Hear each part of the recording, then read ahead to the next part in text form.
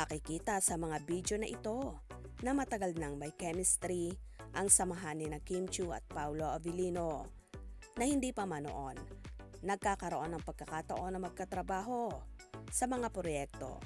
Nagkakasama naman sila sa ilang shows at event ng kapamilya. Kagaya na lang nitong show nila sa Dubai taong 2015.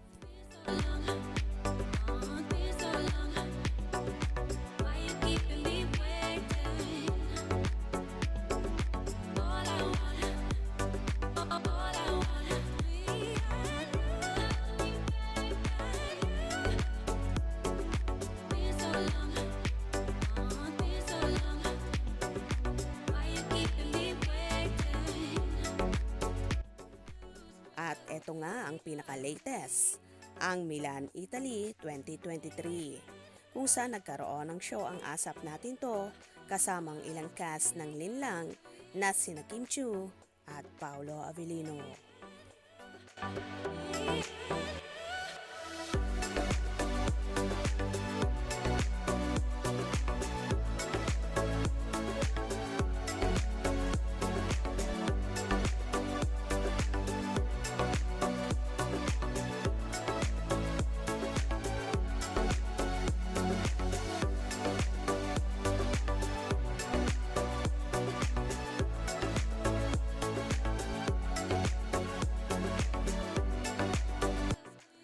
Maraming kumalat na video kung saan kitang-kita na palaging magkasama ang Kim Pao.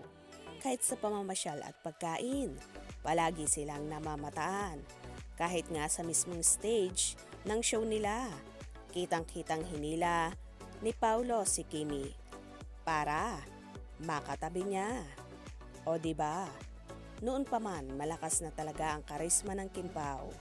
Well, sana nga sila na ang magkatuluyan bandang huli. Dahil bagay naman talaga sina Kim at Paolo.